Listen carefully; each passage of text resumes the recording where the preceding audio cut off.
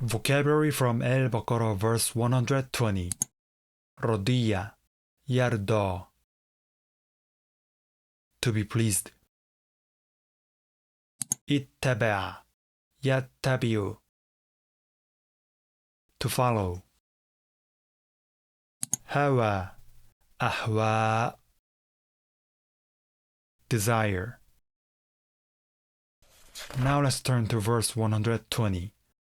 وَلَن تَرْضَ عَنكَ الْيَهُودُ وَلَا النَّصَارَى حَتَّى تَتَّبِعَ مِلَّتَهُمْ قُلْ إِنَّ هُدَى اللَّهِ هُوَ الْهُدَى وَلَئِنِ اتَّبَعْتَ أَهْوَاءَهُمْ بَعْدَ الَّذِي جَاءَكَ مِنَ الْعِلْمِ مَا لَكَ مِنَ اللَّهِ مِنْ وَلِيٍّ وَلَا نَصِيرٍ. Now let's go through it together. First we have وَلَن تَرْضَ عَنْكَ. وَلَن is wa plus lan meaning and never. Lan is used with the subjunctive verb to negate the future. Moving on, tarda is from the root ra dot well meaning will be pleased. Ta prefix indicates either 2ms or 3fs. It's subjunctive verb, but it's identical to the regular imperfect verb because alif maksura does not show any vowel change.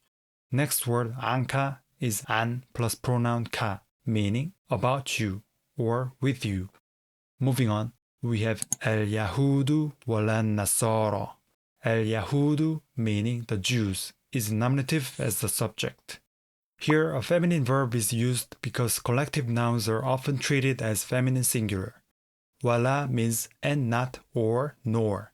And Nasara, meaning the Christians, is also in nominative, but it doesn't show the case ending because of alif maksura.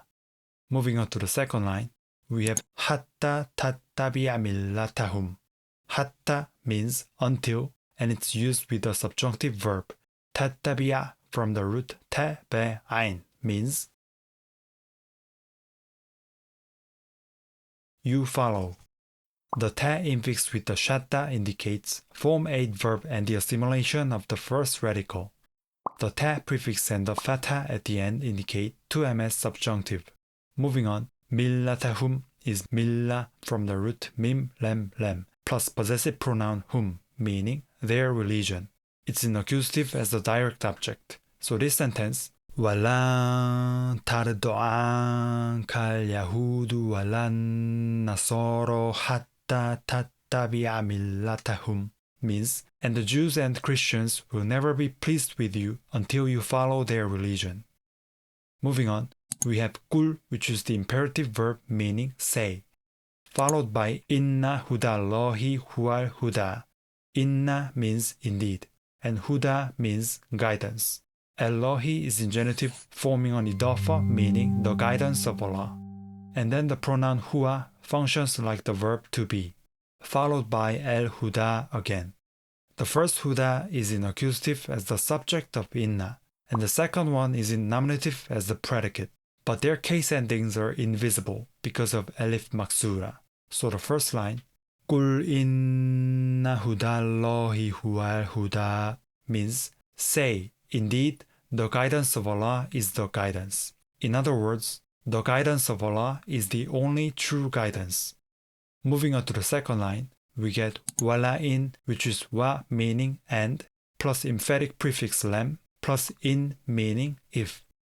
Up next is ittaba'ta, the same verb we saw earlier.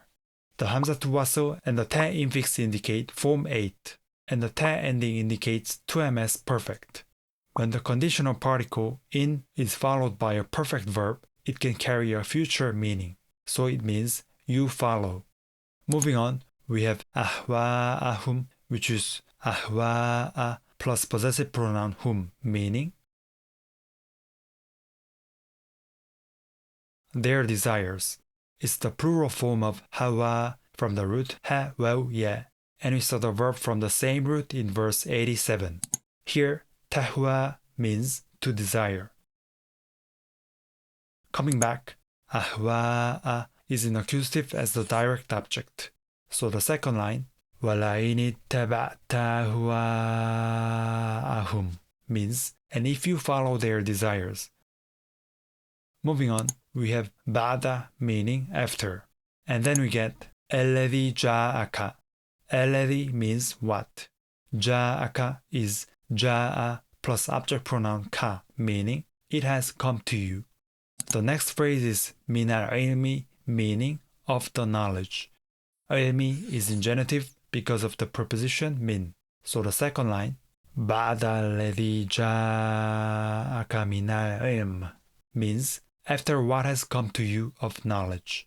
And to recap from the first line, we can say, and if you follow their desires after the knowledge that has come to you. Moving on, we have ما لك, meaning not for you. Here we should provide the verb to be and say, there would not be for you.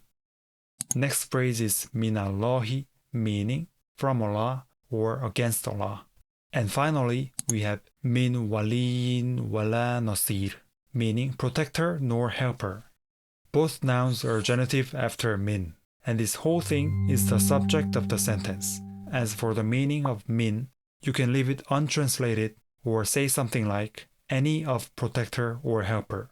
So the second line, ما لك من الله من ولي ولا نصير, means there would not be for you any protector or helper against Allah. Alright, let's wrap up with a recap. In English, we get, and the Jews and Christians will never be pleased with you until you follow their religion. Say, indeed, the guidance of Allah is the guidance. And if you follow their desires after the knowledge that has come to you, you would not have any protector or helper against Allah.